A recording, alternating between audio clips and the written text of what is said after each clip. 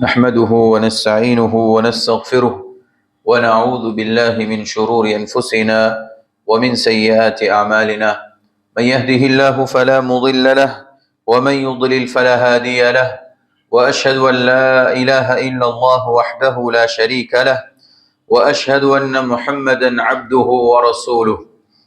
أما بعد فإن خير الحديث كتاب الله، وخير الهدي هدي محمد صلى الله عليه وسلم، وشر الأمور محدثاتها، وكل محدثة بدعة، وكل بدعة ضلالة، وكل ضلالة في النار. أعوذ بالله السميع العليم من الشيطان الرجيم. بسم الله الرحمن الرحيم. يا أيها الذين آمنوا اتقوا الله حق تقاته ولا تموتن إلا وأنتم مسلمون. يا أيها الناس اتقوا ربكم الذي خلقكم من نفس واحدة وخلق منها زوجها وبث منهما رجالا كثيرا ونساء، واتقوا الله الذي تساءلون به والأرحام إن الله كان عليكم رقيبا. يا أيها الذين آمنوا اتقوا الله وقولوا قولا سديدا يصلح لكم أعمالكم ويغفر لكم ذنوبكم، ومن يطع الله ورسوله فقد فاز فوزا عظيما. وقال تعالى في مقام آخر: يا أيها الذين آمنوا لا تخونوا الله والرسول وتخونوا أماناتكم وأنتم تعلمون. وقال النبي صلى الله عليه وسلم: المؤمن غر كريم والفاجر خب لئيم. رب اشرح لي صدري ويسر لي أمري واحلل عقدة من لساني يفقه قولي. اللهم رب زدني علما. سبحانك لا علم لنا إلا ما علمتنا إنك أنت العليم الحكيم. برادران اسلام، حاضرین جمعہ، اسلامی اور دینی بھائیوں، ماں اور بہنوں،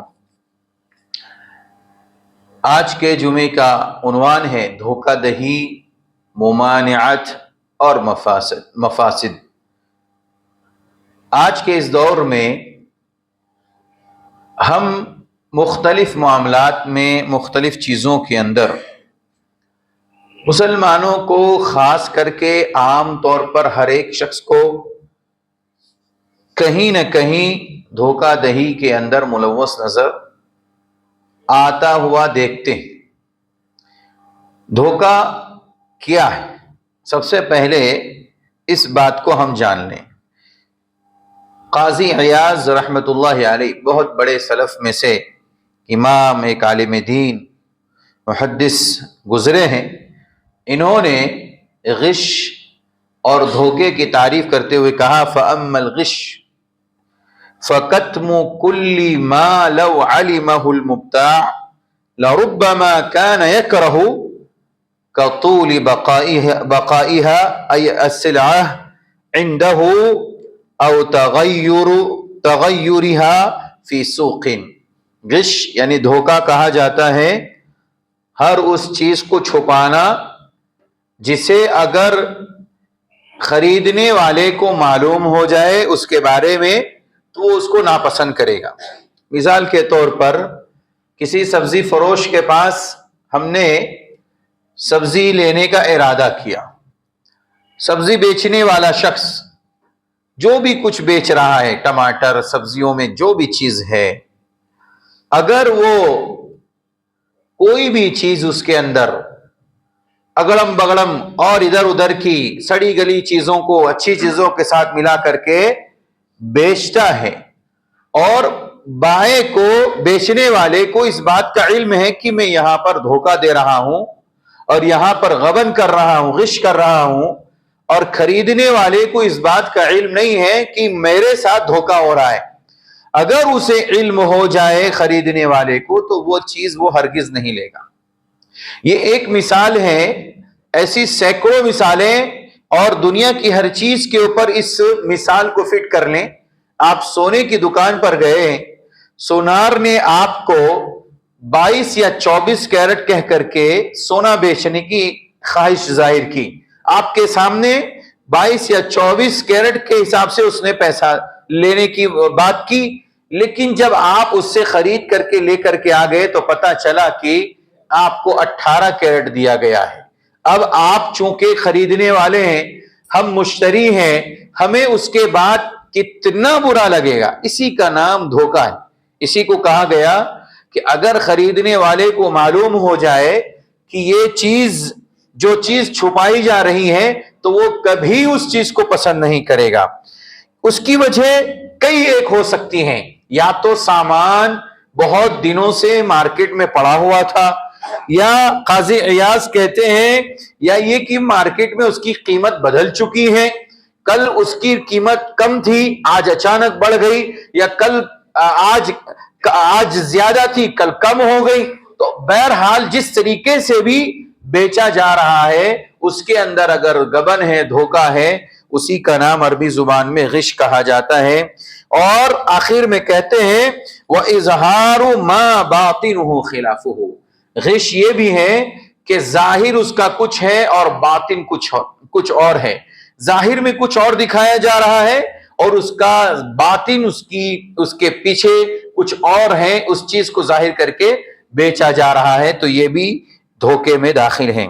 اسی طریقے سے امام مناوی رحمت اللہ علیہ نے اس کی دھوکے کی تعریف کرتے ہوئے کہا الغش ما یخلط من الردی بالجید، اچھی چیز کو ردی اور گھٹیا کے ساتھ ملا کر خلط ملط کر کے بیچ دینا، یہ بھی غش اور دھوکہ ہے۔ بیچنے والے بہت سارے لوگ کہتے ہیں کیا کریں گے، ہم اس کو پھینک دیں گے، اس کو ہم کچرے میں ڈال دیں گے، اگر خراب ہو گیا تو وہ آپ کی ذمہ داری ہے، وہ آپ بیچنے والے آپ سمجھتے ہیں کہ مجھے کیا کرنا چاہیے، لیکن اگر آپ نے صاف ستھری چیز بیچنے کا بورڈ لگا رکھا ہے تو جو چیز آپ بیچ رہے ہیں بالکل کلیئر اور واضح بیچیے، اس میں کسی بھی طرح کا کوئی غبن نہیں ہونا چاہیے، اس میں ردی کو اچھی کو ردی کے ساتھ ملا کر ہرگز نہ بیچا جائے۔ شریعت نے اسی چیز کو غش اور اردو میں اسی کو دھوکہ دہی کہا جاتا ہے۔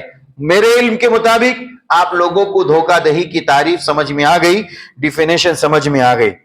دھوکہ دینے کی ممانعت شریعت مطہرہ کے اندر قرآن و سنت کی دلیلوں میں جا بجا اللہ رب العزت نے، نبی کریم صلی اللہ علیہ وسلم نے دھوکہ دہی سے منع فرمایا۔ چنانچہ قرآن کریم کی ایک آیت ہے، اللہ عز و جل فرماتا ہے یا ایھا الذین آمنوا لا تخونوا اللہ والرسول وتخونوا اماناتکم وانتم تعلمون، اے ایمان والو تم اللہ اور اس کے رسول کو دھوکہ مت دو۔ اللہ اکبر، تم اللہ اور اس کے رسول کو دھوکہ مت دو۔ کون ہے جو دنیا کا اس قدر گرا ہوا انسان جو نعوذ باللہ اللہ عز و جل کو بھی نہیں چھوڑتا، اللہ کے رسول کو بھی نہیں چھوڑتا؟ ہے کوئی دنیا میں ایسا؟ ہے؟ بہت سارے لوگ ہیں، بہت سارے لوگ ہیں۔ اور آج اسی چیز کو جاننا ہے کہ کہیں ہم تو غلطی سے یا لا علمی میں اللہ عز و جل کو دھوکہ تو نہیں دے رہے ہیں، اپنے رسول کو دھوکہ تو نہیں دے رہے ہیں۔ ہاں یہ جاننا ضروری ہے، کہیں غفلت میں ہم بھی دھوکہ دے دیں تو ہم بھی خائن ہو جائیں گے، دھوکے باز ہو جائیں گے، اور ایسے لوگوں کی سزائیں بھی بڑی کڑی ہیں۔ اللہ عز و جل نے کہا لا تخونوا اللہ والرسول، اے ایمان والو تم اللہ اور اس کے رسول کو دھوکہ مت دو، وتخونوا اماناتکم وانتم تعلمون، اور تمہیں جو بھی امانتیں سونپی جائے اس امانت میں خیانت نہ کرو، اس کی حفاظت کرو، اس کو امانت سمجھ کر کے رکھو، اور جس کی امانت جب چاہے جس وقت چاہے اسے لوٹا دو۔ شریعت یہی کہتی ہے کہ دھوکہ دہی کسی بھی صورت سے جائز نہیں ہے، چاہے وہ اللہ عز و جل کے ساتھ ہو یا اس کے رسول یا عام انسان یا مشرک کافر یہودی، کسی کے ساتھ بھی، دنیا کے کسی بھی فرد کے ساتھ دھوکہ ہرگز جائز نہیں، حتیٰ کہ جانوروں کے ساتھ بھی دھوکہ جائز نہیں۔ اللہ اکبر۔ امام بخاری رحمت اللہ علیہ نے 40,000 حدیثیں ایک شیخ سے حاصل کی، 40,000 حدیثیں۔ جب انہوں نے دیکھا کہ وہ بندہ جس نے ان کو علم سکھایا ہے، انہوں نے اپنے دامن کو اٹھایا اور گھوڑے کو یا ایک جانور کو کہا آؤ میں کچھ دینا چاہتا ہوں، لیکن جب دیکھا کہ وہ کچھ بھی نہیں دینے والا ہے تو امام بخاری رحمہ اللہ نے اس کی 40,000 حدیثوں کو رد کر دیا۔ اللہ اکبر۔ کیوں؟ جو ایک جانور کو دھوکہ دے سکتا ہے وہ انسان کو بھی دھوکہ دے سکتا ہے۔ جو بے زبان مخلوق کو دھوکہ دے سکتا ہے وہ انسان کو بھی دھوکہ دے سکتا ہے۔ اور ہماری شریعت پوری امانت داری کی ہے، ہماری شریعت قرآن و سنت کی دلیلیں پوری امانت داری پر مشتمل ہیں۔ لہذا اگر کوئی شخص اللہ رسول کے علاوہ دنیا کے کسی بھی فرد، انسان یا جانور یا کسی بھی چیز سے دھوکہ کرتا ہے تو وہ دھوکے باز ہیں۔ اللہ عز و جل ایسے لوگوں کو ہرگز معاف نہیں کرے گا الا یہ کہ وہ سچی توبہ کر لے۔ بھائیو، اللہ تبارک و تعالیٰ کا سے دھوکہ کیا ہے؟ ہم لوگ سب وعدہ کر کے آئے، پوری دنیا کے لوگ وعدہ کر کے آئے، جتنے انسان ہیں سب وعدہ کر کے آئے اللہ عز و جل سے۔ وعدہ یاد ہے؟ الست بربکم قالوا بلا شہدنا۔ اللہ عز و جل نے عالم ارواح میں جب ہماری روحوں کو حضرت آدم سے پیدا کیا، اس کے بعد ہم سب سے اللہ عز و جل نے ایک عہد لیا تھا، ایک ایگریمنٹ کیا تھا، ایک وعدہ لیا تھا کہ کیا میں تمہارا رب نہیں ہوں؟ الست بربکم قالوا بلا شہدنا۔ ہم سب نے کہا تھا، پوری دنیا کے مسلمانوں نے، پوری دنیا کے انسانوں نے کہا تھا، پوری دنیا کی انسانیت نے کہا تھا کہ قالوا بلا شہدنا، اے اللہ تو ہمارا رب ہے، ہم اس پر گواہ ہے۔ آج دنیا کے اندر جو عالم ارواح میں وعدہ کر کے آیا انسان، دنیا میں اسی رب کے ساتھ لوگوں کو شریک کرتا ہے۔ یہ دھوکہ ہے، یہ سب سے بڑا دھوکہ ہے۔ شرک کرنا سب سے بڑا دھوکہ ہے، رب کا انکار کرنا سب سے بڑا دھوکہ ہے۔ رب کی بے شمار انگنت لا تعداد نعمتوں کا استعمال کر کے اس کے بعد اس کا انکار کرنا، اس کی ناشکری کرنا، یہ رب کے ساتھ دھوکہ ہے۔ کتنی نعمتیں صبح سے شام تک ہم استعمال کریں، بھائیو ذرا غور کرو اس پر، اس آیت کریمہ پر۔ کتنی صبح سے شام تک اللہ کی نعمتوں کا ہم استعمال کرتے ہیں اور پھر اللہ عز و جل کو دھوکہ دیتے ہیں۔ یہ عمل سے ثابت کرتے ہیں، بول کر کے نہیں، کہہ کر کے نہیں کہ اللہ تیری نعمت کو ہم نہیں مانتے، اپنے عمل سے ثابت کرتے ہیں۔ یہ آنکھ، یہ ہاتھ، یہ پیر، یہ زبان، یہ دل، یہ دماغ، یہ ساری چیزیں جو صرف ایک انسان کے اندر اتنی قیمتی ہیں، اللہ کی عظیم نعمتیں، ان کا مس یوز کرنا یہ اللہ عز و جل کو اللہ کی نعمت پر ناشکری کرنا اور دھوکہ دینا ہے۔ اس لیے ہم سب کو اس پر محتاط رہنے کی ضرورت ہے اور سمجھداری کے ساتھ، عقل مندی کے ساتھ اپنی زندگی کو گزارنے کی ضرورت ہے۔ رسول سے وعدہ کر کے آئے تھے، رسول سے وعدہ کیا تھا سارے مسلمانوں نے، ہم آپ کے بعد سارے لوگوں کو دین کا، شریعت کا پیغام پہنچائیں گے۔ صحابہ نے پہنچایا تابعین کو، تابعین نے پہنچایا تبع تابعین کو، تبع تابعین نے ان کے بعد کے لوگوں کو، سلف کو، اور انہوں نے ہم تک محدثین تک پہنچایا، اور محدثین نے کتابوں کی شکل میں نبی کریم صلی اللہ علیہ وسلم کی ایک ایک سنتوں کو جمع کر کے ہم تک پہنچایا۔ یہ امانت داری کے ساتھ شریعت ہم تک پہنچی۔ آج ہمارے سامنے قرآن و سنت پوری شکل میں، کتابوں کی شکل میں موجود ہیں، لیکن افسوس یہ ہے کہ ساری چیزیں موجود ہونے کے باوجود، ساری دلیلیں موجود ہونے کے باوجود ہم مسلمان اللہ رسول کی خلاف ورزی کرتے ہوئے نظر آتے ہیں۔ یہ رسول کو بھی دھوکہ دینا ہو، رسول کو دھوکہ دیتے ہیں۔ حدیث کچھ کہتی ہیں، نبی کریم صلی اللہ علیہ وسلم کا عمل کچھ کہتا ہے، اور ہمارا مسلمان اپنے عمل سے یہ ثابت کرتا ہے کہ میں رسول کی بات نہیں مانوں گا، چاہے وہ رسول کتنے ہی اچھے اور کتنے ہی بہتر کیوں نہ ہو۔ ثابت کر رہے ہیں۔ جب بات آتی ہے قرآن و سنت پر عمل کرنے کی تو قرآن و سنت کو ایک طرف رکھ دیا جاتا ہے، دنیا کے بڑے انسان کو نبی کریم صلی اللہ علیہ وسلم کی سنت پر فوقیت دی جاتی ہے۔ یہ نبی کی توہین بھی ہے، نبی کی رسالت کی توہین ہے، اور نبی کے ساتھ دھوکہ اور غش بھی ہے، نبی کی لائی ہوئی شریعت کے ساتھ دھوکہ ہے۔ بھائیو، اللہ نے قرآن میں یہی بات کہی، لا تخونوا اللہ والرسول، اللہ اور اس کے رسول کے ساتھ دھوکہ۔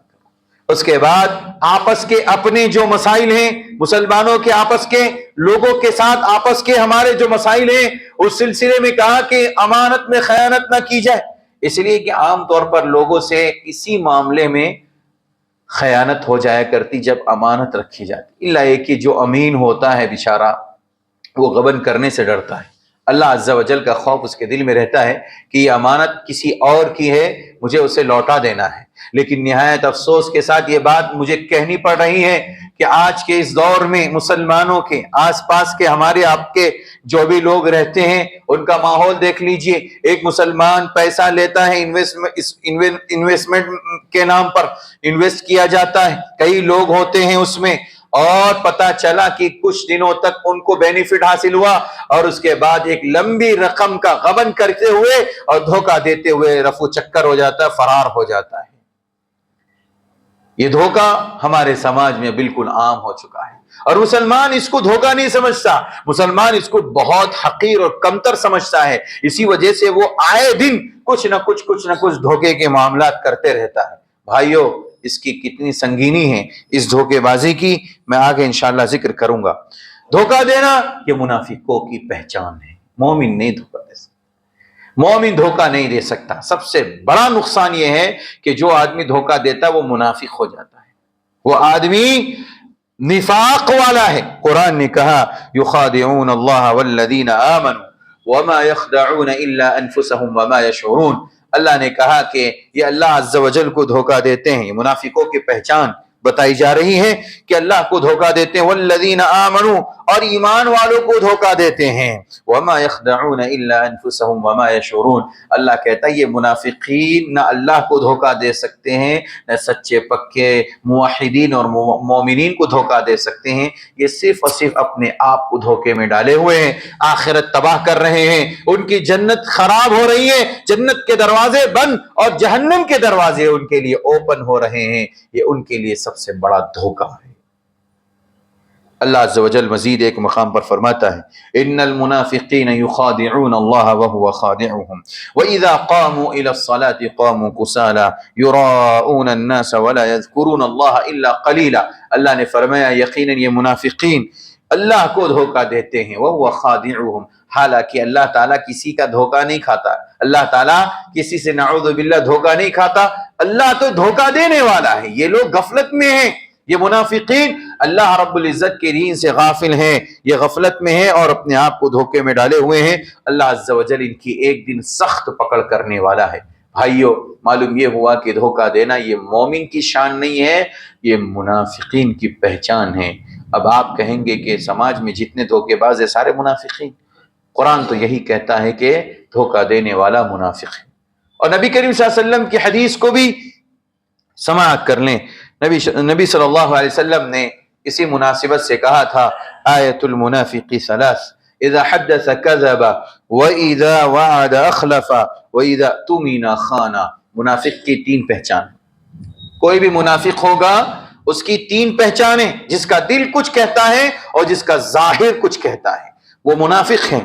ایسا منافق جس کی تین پہچانیں، نبی کریم صلی اللہ علیہ وسلم نے فرمایا اذا حدث كذب، جب بات کرتا ہے تو جھوٹ بولتا ہے۔ مسلمانوں کی یہ عادت بن گئی ہے، اکثر مسلمان اس معاملے میں ملوث ہیں کہ بات کرے تو جھوٹ بولے، الا من رحم ربی، سارے مسلمان نہیں ہو سکتے ورنہ ہماری شریعت درہم برہم ہو جائیں گی۔ یہ شریعت جو دنیا کے دوسرے لوگوں تک پہنچانی ہے وہ معاملہ پورا درہم برہم ہو جائے گا۔ سارے مسلمان نہیں، لیکن ایک بڑی تعداد ہیں جو آج کے اس دور میں اپنی اس صاف ستھری زبان کو غلاظت اور گندگی کے لیے استعمال کرتے ہیں اور جھوٹ بولتے ہیں۔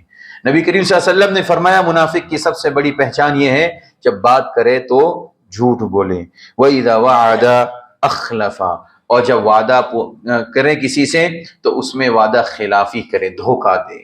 یہ مومن کی پہچان نہیں ہے، وعدہ کرنا اور وعدے کو توڑ دینا، وعدہ خلافی کرنا، دھوکے بازی کرنا، یہ منافق کی پہچان ہے۔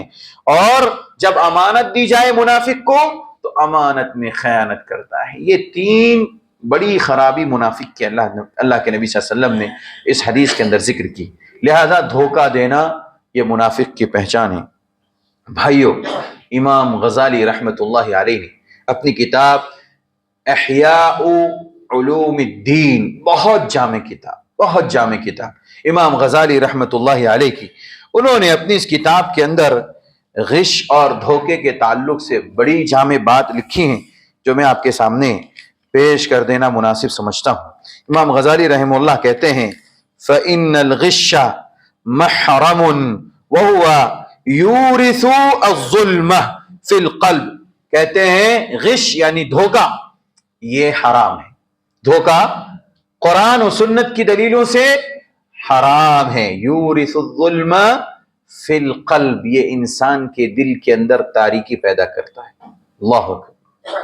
دھوکہ انسان نے کسی کو دیا، اس کی وجہ سے دھوکہ دینے والے شخص کے دل میں تاریکی پیدا، اس کے دل میں ایک سیاہ نقطہ لگ جاتا ہے ایک بار دھوکہ دینے سے. آج مسلمانوں کا حال اگر میں بتاؤں، تھوڑی دیر کے لیے آپ ایک بنڈی والے کے پاس کھڑے ہو جائیں، ایک گوشت فروش کرنے والے کے پاس کھڑے ہو جائیں، آپ کو کہے گا، آپ سے معلوم کریں گا کون سا ہونا آپ کو گوشت، بغیر ہڈی کا یا ہڈی والا.